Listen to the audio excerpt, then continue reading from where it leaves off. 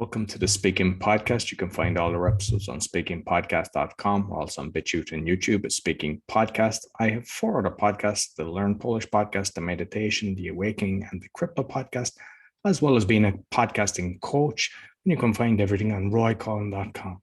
Today, my guest in the USA, an author and coach. Please welcome Janelle Anderson. Hello, how are you? Very well, very well. So you might let the listeners know, who's Janelle? So Janelle Anderson, I am a coach. I call myself the confidence guru for women entrepreneurs. So I help them build confidence in who they are and what they do, and especially around speaking, because as an entrepreneur, you need speaking skills so that you can get yourself out there and attract business, attract clients. And so I found that a lot of women don't have a lot of confidence, especially when it comes to speaking. So I have several programs that help them with that. And I also do quite a bit of speaking myself. And I'm an author, just recently published a book.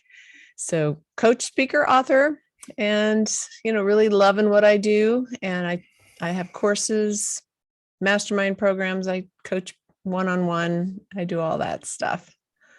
Okay. So that's me. So I'd like to know your journey to speaking, because I know just from writing that you're like myself, a late bloomer getting to the stage. I mean, I'm only about 5 years since I became confident. Well, started the speaking journey with Toastmasters. So, yeah. Wow, very good. I was terrified prior to that. Yes, me too. Me too. I was never confident, especially speaking in front of the room. I would feel like I wanted to just disappear and my mind would go blank. My mouth would go dry. So I started I was a teacher, so I always spoke in front of the room to kids, but speaking to adults is a completely different thing, right? So about 3 years ago, I realized that in order to really grow my coaching business, I needed to do a lot of speaking and get on podcasts, summits, live in-person stages, just get in front of my audience and share my message and what I do. So I began to work on, I was good at like teaching workshops. I could do that without any problem, but that's different than speaking a message on a stage.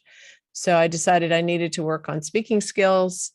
And I didn't go to Toastmasters, but I went to a program called Speaker Sisterhood, which is similar to Toastmasters, only for women. And I loved it. It was online at the time. And I decided to open my own Speaker Sisterhood club, franchised club here in where I live. And so we met in person for the first year. And then, of course, COVID hit.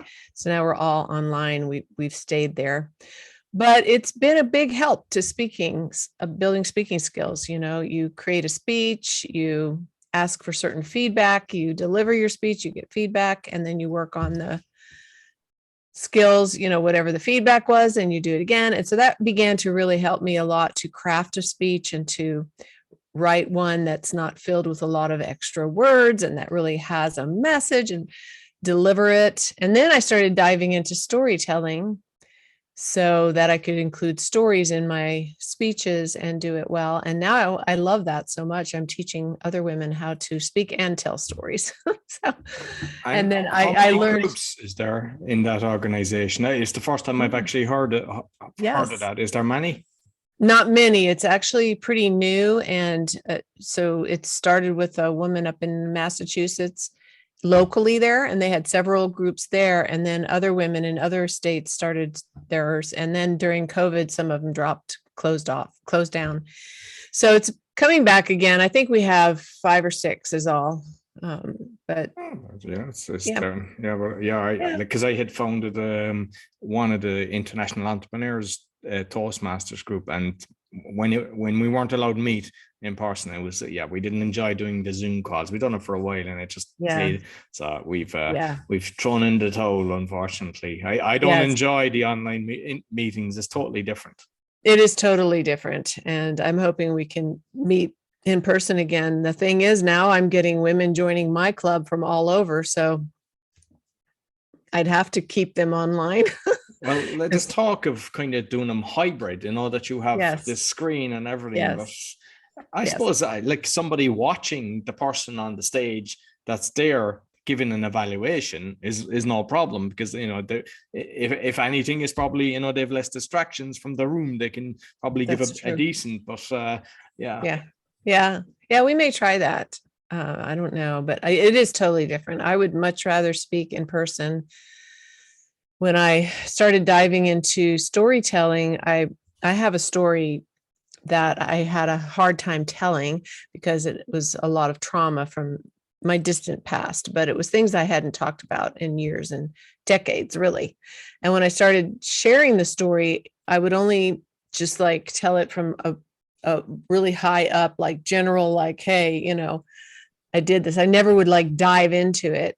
And then I learned how to tell a story really well and bring people into the moment with you and make them feel like they're right there with you. And so the first time I told that in person was amazing, on a stage in a room full of women. And it was just electric. Like the connection was so tangible almost. Everybody in the room was crying. They were all leaning in. It was like, oh my gosh, what an experience that was. So I want to get back to in-person speaking for sure. And like Mhm. what I think is when you share something traumatic that has happened to you, because what I've noticed is it was more of a financial wipeout that I had at one stage, but I had no problem talking about it. And the amount of people that actually say what has happened to them, and I know it's the same with a trauma. I can assume that when you actually open up and on the stage, I know it's difficult, but when you do it, the amount of people that haven't told anybody are able to come up to you and tell you their story. Exactly what happens. And in that one, I actually still in touch with some of the women who heard me speak. And since then, my book came out. And so one of them wants me to come and speak in person to her little group.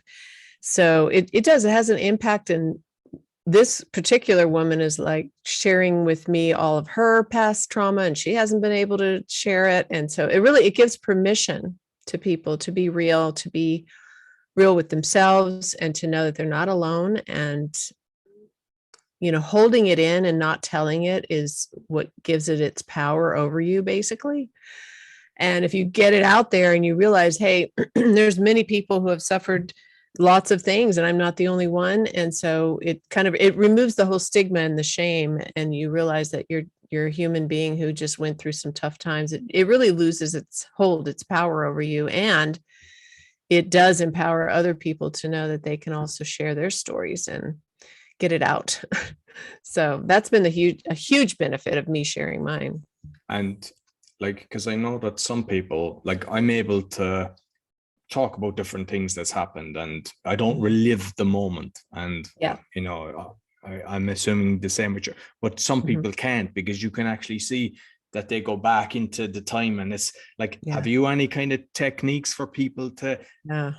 that they're not reliving it, but they're just telling it. They go, it happened, it can't be changed. I don't have a time machine, but Mhm. that, because Yes. the message is going back into their cells, and they, then they'll have sleeping issues and just, Yeah. they go down.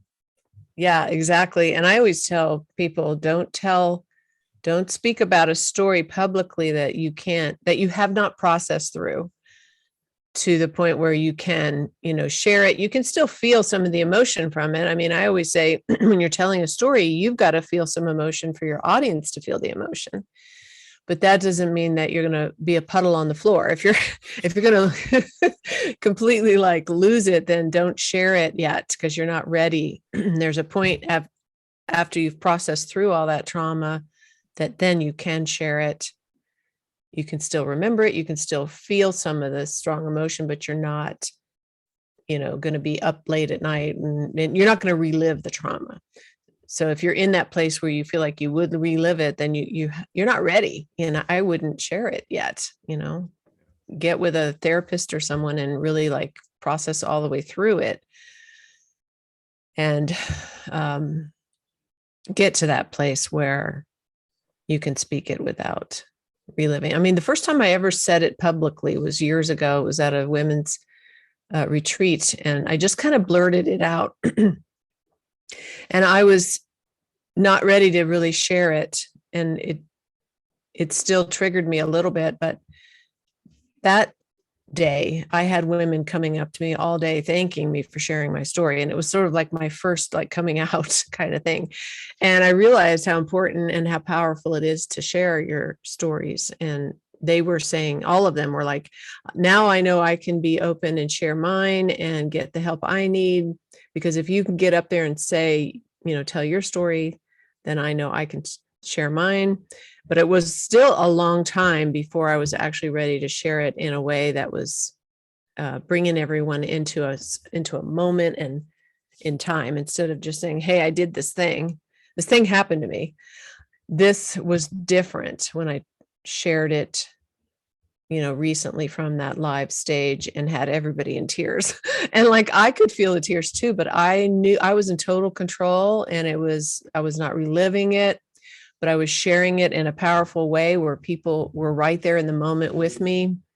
And I didn't have to tell the whole story, just shared like enough that people understood, wow. And they were connected with me in a much more powerful way. So there was a difference between the two for sure.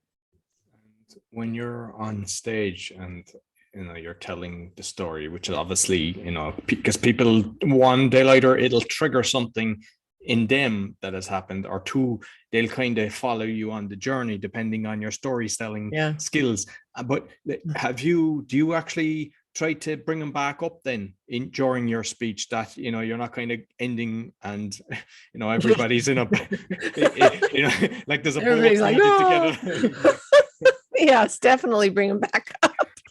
Oh yeah. So yeah, and really, when you tell a story or you're speaking, there should always be an objective at the end. Like, you want your audience to leave feeling a certain way, or maybe ready to do something from your whole speech. And so that ending is, where I'm always going. And so, I tell the story to show like the hero's journey, right? The valley part of my life. But then here I am now, and this is what I've done to get here. This is the transformation that I went through and the healing that I experienced through. And I have this process, I wrote about it in my book, so I usually talk about that. This process I went through, and this point in time where I realized I needed to face the demons from the past because they were holding me back. And so I did some things, and I got help, and I got healing, and I forgave, and I looked at my past, and I started to realize what was really true and the things that I believed were not really true. And, so I take them there. I take them through the whole process, and where I am today is so completely different. And so that empowers them to know that not only can they share their story, but they can actually find healing and find the other side, and come out confident, which is my thing, right? Come out confident. And my book is called Take Center Stage, Be the Star of Your Own Story. So I want to take them to that place where they feel like I can walk out on center stage of my life as me, no shame, no fear. And I'm the star of my story. I can be everything that I was created to be, and I can live fully in that place, and not be held back anymore. So that's where I want to take them. Right. That's where I take them at the end. So in the book, then, are you talking about your own journey, what's happened, and then the process for trying to help the different people to overcome the fear of, one, getting the message out, and two, to get comfortable on stage? Yes. Yeah. The book starts, the actual introduction to the book is a real attention grabber, because I just bring them into this moment. And then what I do is I go into, that's where I was, and fast forward now into my 50s when I realized that I had to deal with my past. And so then the book is really like that process I went through, and I come back to the story a few times. But while I'm doing that, I'm taking everyone through this process. So the book is really a self-improvement book. And then I tell some other stories as well, from some of my clients, and also some other more recent stories of things that are relating to what I'm talking about. And it has a workbook with it too. So it's really self-help. Here's my story, but here's what helped me to get where I am today, and to really walk into my purpose and be a confident happy person who can own my entire story and all of that. And here's how you can do it too. And here's some examples. So when I started writing the book, I went through my journals. I've been journaling for 30 some years. And I saw this journey I had been on. It's sort of like this process emerged. And I was like, oh, I kind of went on this path, from the moment when I kind of woke up and realized I need to work on some things all the way through to where I'm now. And I remember sitting there thinking, I feel like I'm taking center stage of my own life. And that's where the title came from. And so in the book, I start every chapter with one of those journals and, explain like where I was in my life when I was writing that. And so they kind of see my own journey along the way, but they also can take action in their own life. And there's specific exercises I give them to do, things to do that you can take this story of mine and apply it to your own life and do these things to help you, begin to see, like one of them is called, it's about the path of destiny, because there was a time when I really realized that I needed to make a choice and do something about this thing hanging over my head. I was sitting in church and my pastor was teaching on path of destiny. And he was saying that everybody has one. Everybody has a purpose why we're here. But that doesn't mean you're automatically going to fulfill it, because you can choose to go a different way. And I remember sitting there going, oh my gosh, what path am I on? And am I fulfilling what I was created to do? Am I really walking my path, or am I just wandering out there off my path? And so that's one of the exercises, is to sit down and look at where you're going in your life right now and where do you want to be? And if you were on this path of destiny, I call it, where would it lead you? If you could live your dream life and really fulfill everything that's in your heart, what would that even look like? Because a lot of times people just kind of keep walking the path they're on without thinking about that. So it's things like that that are in the book, that because my whole desire was to not just write my story, but to make my story have an impact in people's lives and help them better themselves and help them have a transformation, because otherwise it's just a story. But yeah, I think that's a very important thing that you've included, because I remember I went to an event and it was kind of, what's your quest? And it was like, kind of made you think, because we all chug through life and just do the thing. But, if you have a quest, it becomes bigger than you. Yes. And, the mission and the life and you get more energetic and everything by just having purpose and meaning, and there's a reason to get up in the morning. And I really believe all of us have something we were meant to, and it may be more than one thing. I don't think that we have just more than one thing to do, but we have in us, woven into our DNA and who we are, certain things that if we are pulling from that and that's what we're doing, we're pulling from who we are, and we're not just doing something because, oh, that looks like a good career and that will make me money, but I don't really like it that much, but but if you're like living a life that comes from really understanding all that makes you you and all the strengths that you have and the gifts that you have, and then how can I take all of this and make the world a better place and leave a mark and leave a legacy and make a difference, like that's a game changer as far as like fulfillment and satisfaction and motivation and energy. And I really believe all of us have that quest or that path. It's just a matter of finding it, discovering what it is. And that is a journey, discovering that. It doesn't just show up. You just don't automatically know it. Most people anyway. Exactly. And is it this year that you've released it? How long is the book? Yes, January of this year. Okay. So regarding the promoting then, so because I know some of the listeners, they either want to write a book or they've written a book. So I know that going on podcasts is a great way of actually getting your message out. So what other things have you done? And even perhaps talk about your journey being on different shows as well. Oh, sure. So that was my newest book. I've actually I wrote a book. I self-published a book in 2017. It was more of a spiritual journal, prayer journal. And it was some of those journals that I was talking about, but I made it into like a devotional.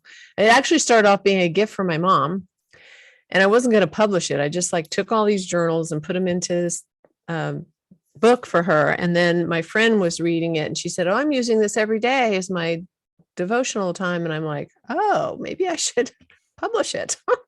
So I did. And then I'm a contributing author in a couple of other books. So that's been cool because, I can actually say I'm a published author, and it's kind of like, wow, I'm a published author. How cool is that?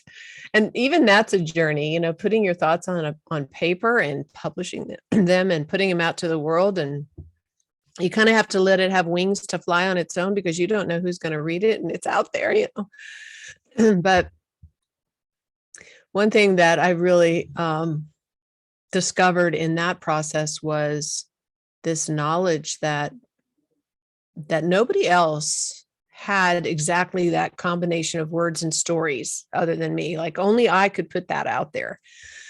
Other people are writing about similar topics, but nobody could put together the exact book that I just did, because it's part of me. And that's a part of like my gift to the world, and whoever really needs it, I believe it will land in their hands. And not everybody will read it, and not everybody will like it, but the people that it will help, I believe it will land in their hands. And those are the ones that my book is for. And so that helped me a lot with that whole like scary thing of putting it out in the world as far as writing a book. So I would just say anybody writing a book or wanting to write a book, to know that you are the only person that could write your book, and often we think, well, who am I to write a book? Like, that is a thought that comes with, who am I to do this? But who are you not to?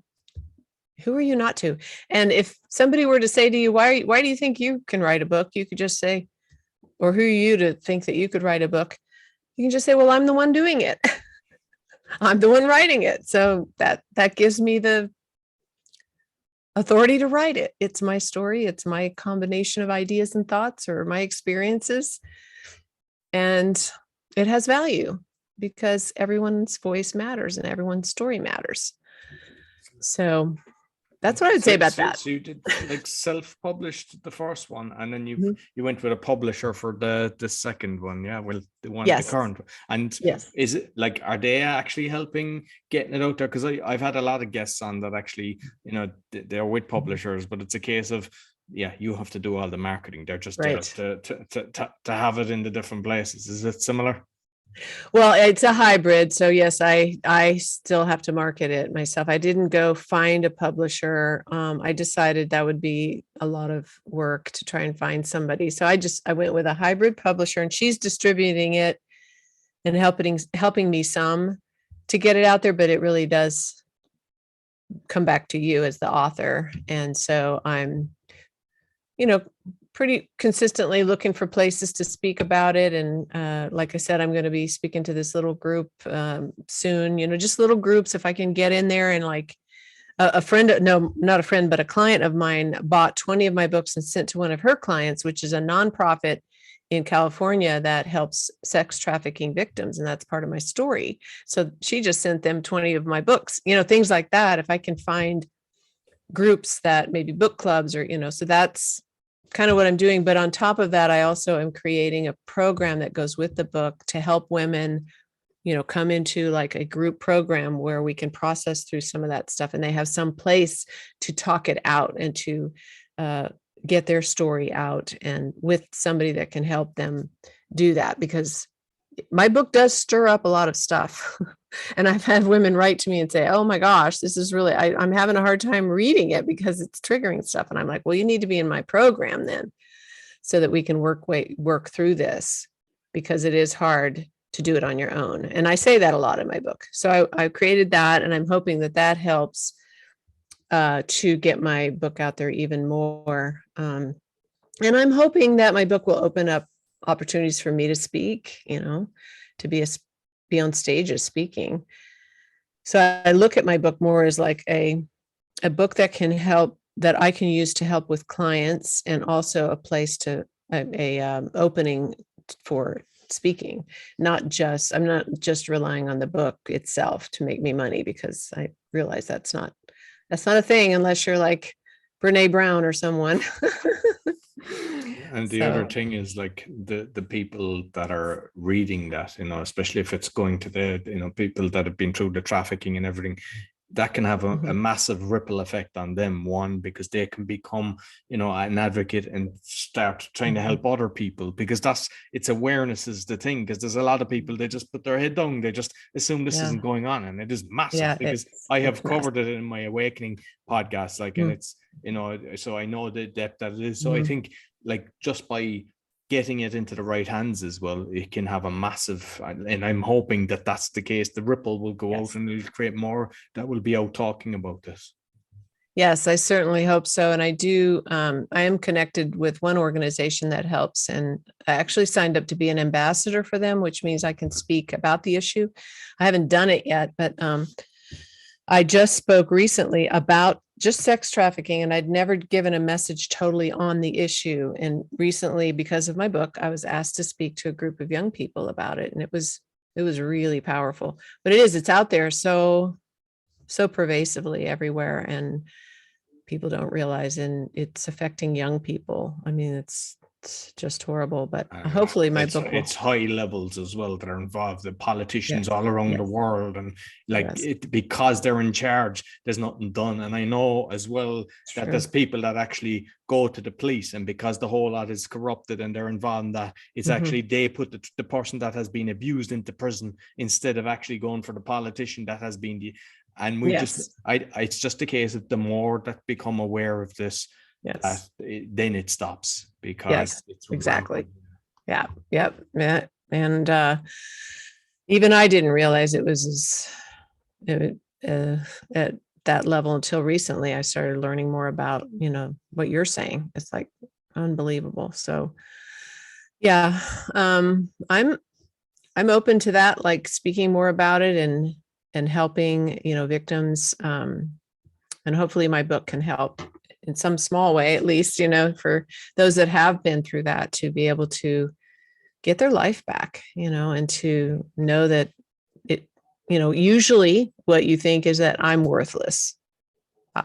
It's because I'm worthless that this happened. And most victims don't realize they're even being trafficked. That was the name of my presentation I gave recently, was that how can you be trafficked and not know it? Well, let me tell you, because I didn't think I was. I didn't know I was until I was in my 50s and I started unpacking my past. And it was like a huge revelation. I just thought, well, I had become a prostitute and I chose to do it. Then as I started unpacking it, I realized, I was manipulated by my boyfriend. He talked me into it, but it was sex trafficking. Like, he knew what he was doing. And because of the state I was in from previous traumas, I was not in any kind of like place to know what was happening. And so that helped me remove the shame and to disconnect it from me and my identity. It wasn't that I was this horrible person. I had been a victim of a person that knew exactly what he was doing. And there was a lot, of mental and emotional control that went on. And I had no idea. He knew what he was doing. I had no idea. He used to always say, well, I didn't put a gun to your head, So like, wow. So it took me a really long time to even look at it and remember it and talk about it. I just wanted to stuff it away and forget that it ever happened, and put it way back in the basement somewhere in a closet, and thinking that, hey, if I never talk about it, if I don't think about it, it won't affect me. It'll go away, but it doesn't. And it didn't. So that's really the purpose of my book. And it's not just for women or men, even who have suffered trauma, that kind of trauma. It could be anything that's, you're afraid to share because you think it's, going to make people not love you or reject you, or that, you think that you're a terrible person because you did this thing or this thing happened to you. When in reality, that is not true at all. You are very valuable and worthy of love. And things happen to all of us, but that does not define who we are. If I could say anything, that would be my message, really, is that, what happens to us does not define who we are. And once we know who we are and how precious and valuable each human being really is, and owning that, owning my story was a huge turning point for me. Instead of trying to decide to distance myself from that part of my life, I had to actually own it and say, you know what, this did happen. I've been trying to forget it. I've been trying to pretend it didn't happen, but it did. But what does that mean? And how can I take this experience and look at how it's shaped me and the good things that have come out of it? I'm a survivor.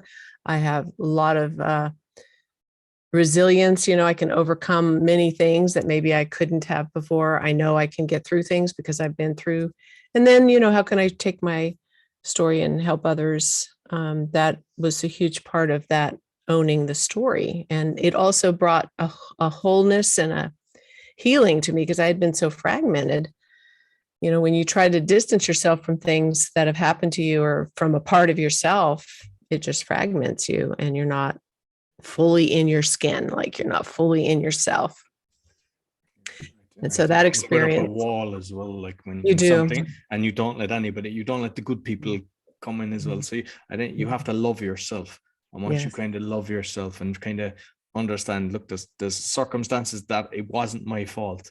And that's the main thing, because if you can't start blaming yourself, and there's so many things that happen, and then you have to have a kind of forgiveness for other people as well, because some of the people that are doing this, they were brought into that.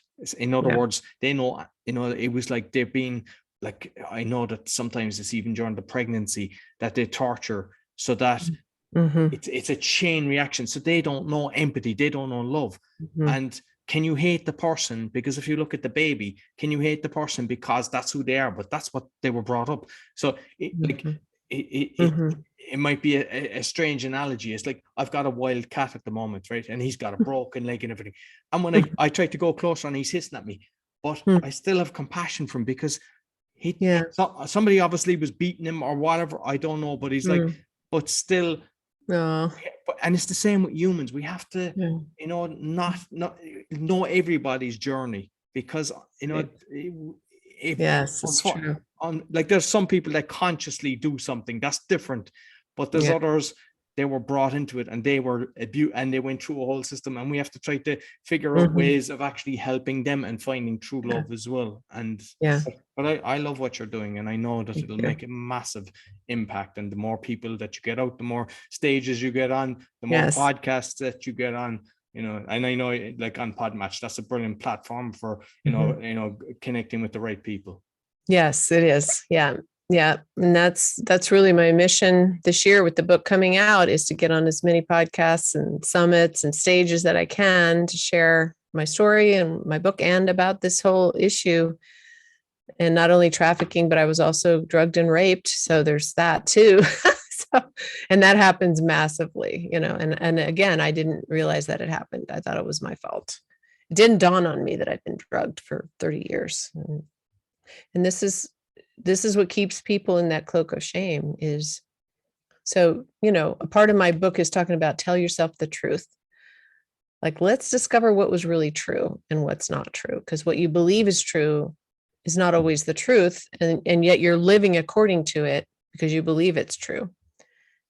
And that's what's keeping you playing small. And like, for me, I was very timid. I wouldn't speak up. I didn't, I can't tell my story. I mean, what will people think of me? Right. And so I would make something up. And so I was not being me. I wasn't authentic, and I wouldn't let people very close. Like you said, I had a wall up, and that is not living, And so tell yourself the truth. What is the truth of everything that's happened to you? And that will just awaken you and cause that shame to just melt away. And then what emerges is, for me, it was like, oh, this is me. Oh, and I started feeling confident and good about who I am. And I realized I was starting to really love who I am. It was incredible. And the freedom it comes with that, and just being comfortable in your own skin and, pursuing those things that are in you that fire you up, that light you up, and not feeling like, well, I can't do that because what if people find out this other thing? I mean, that's just, so it's really going from like living in a prison cell basically to living free. That's what it feels like. I mean, I think that's the thing. Once you're your authentic self, nobody then can come up and go blackmail you or do anything. It's like, this is who I am. You're with me or you're not. And you surround yourself with the people that really care. Then instead of kind of trying to be, because I know a lot of people, they're trying to be somebody else and they're worried that, oh, what if they find out about this? And it's like, you're not yourself. And it just curious as well, because like with the meditation podcast, and I've experienced a lot of breath work. Is that something that you've done? Because I know a lot of people just from being at events as well, like by going through the breath work, it's like the memories come back and people actually remember things even from when they were 3 and 4. Is that something that you have done? Yeah, definitely. I realized that I was holding my breath a lot, breathing very shallowly, because you're always like, when you're holding that wall in front of yourself, So I began to do a lot of meditation, prayer. I'm a very spiritual person. And really that's what helped me the most. Spending time, always starting off with the breath work, because that calms everything down. And then you're able to, let all the flurry of thoughts kind of calm down. And then you're able to actually go in deeper to your true self, and listen to those things that are there and let them come up to the surface. So that's how in my journals, like that's where it came from, was me sitting there breathing and meditating and listening and letting God, speak to my heart, and things would come to me that would sort of like float up from my heart into my mind. And I'd be like, whoa, that's amazing. And I would write it down. And I knew it wasn't really wasn't coming from me. It was coming from my spirit, I think, and just communicating with God, and things that would come back to me that when you're in trauma, you don't remember a lot of details because that's how you survive it. And for me, I spent a lot of times disassociating when I was being trafficked, especially. I would just go to somewhere else every time. And I got so used to doing that, so good at doing that and shutting down my emotions that I couldn't feel anymore. And so I had to really sit with that. I had to let emotions come up that had been stuffed away. And when all the realization started coming up of what had actually happened to me, I remember laying on the floor, just weeping and letting all of the emotion that I had not allowed myself to feel come up and out, and grieving really for my younger self and what had been stolen from me, and going from a place of being ashamed of her to actually embracing her with compassion. And that was that allowed me to talk about my story. Because a lot of times women will say, how can you tell your story so easily and just put it out there? I really admire you. You're just speaking it out there. And I'm like, yeah, it's out now, so it's not a secret anymore. So it doesn't really have power over me anymore, and people will do with it whatever they will, but it's my story and I lived it. And just coming to that place of letting it all out, that really comes from breathing and meditating and allowing yourself that space to go deeper and access those things that are really like deep in the subconscious. I had one coach said, you're surfacing the invisibles. I'm like, yes. What a great way to put it. I like that. I haven't heard that one before. That's a good way of saying it. Yeah, I thought so. So, and that's what I love to help others do. So when I can see that happen and somebody accesses their freedom, basically, and the light comes on, their whole countenance changes, and the burdens fall away. It's just amazing. There's nothing better. So that's my quest. I love it. I love it. And yeah, I'll make sure I'm going to put this on the meditation and the awakening as well, because I know that the trafficking is a massive thing, and the more people that can actually, get that and hear it, because they can also perhaps even share what you're doing and share the book with the people they know that have, they haven't kind of gone through the journey yet. They're in the darkness, and it's something like that. Just the right book can actually, open the doors and let the sun shine in. Yes, absolutely. Absolutely. And I would love to have more, whoever really needs it to come into the program. It's called Shine Your Light Inner Circle, and it's a very safe place. It's going to start in June. We're going to go for 12 weeks, go through the book and the workbook, and it'll be a safe place to actually begin, maybe for the first time, talking about things. And you'll be in a safe place because I have been there. So, and everyone will be in agreement. We'll have an agreement that everything's held confidentially, and that'll be a very important part of it. So that's another thing I want to start getting the word out about right now. I'm starting with just a few women that have reached out to me, but that will be something that's going to be available, probably 2 or 3 times a year, maybe. So, because, you need a place to go, and maybe they won't know where to go. And if they can sign up for that program, I'm even trying to start a scholarship to help pay for those women that can't afford it, because I can't do it for free, unfortunately. But it's like, bills have to be paid and everything. Yeah. But I mean, exactly. Doing a scholarship. Yeah. But anybody that contributes to the scholarship, I'm going to match it. So basically up to half the program. So I'll actually be giving half the program. But if people donate to just certain people, like they'd have to apply, they're going to have to apply, and it would only be a couple of women per cycle that I could do that for. But there's one in particular right now. She's like ready to do it. I mean, she came from a rough, background and a lot of abuse out of an abusive marriage, and is trying to pull herself together and has not been able to get free of all the trauma. And she's like, I want to be in your program. And she can't afford it. She's a mother of 4, single mother of 4. So I'm going to help her. I'm going to get her in there. But it's women like that. Like, I know I can't help everyone, but I can help a few. So yeah. And I think that's the thing, just help one and then the next. And I think the people that have been helped are the ones that help others, because they understand the power of it. And so true. Yes. And then they can start stepping into their own power and doing what they're called to do. And then, it's a ripple effect. Exactly. So love it. Brilliant. So I wish you super success. You might let people know, where can they find you? Sure. Well, they can find me. I have a website, emerginglifecoaching.com, and I'm on Facebook. It's also Emerging Life Coaching is my Facebook page. I also have an author page, Janelle Anderson, I think, or no, Janelle Anderson author is how you find that one. And then I'm on LinkedIn, also Emerging Life Coaching.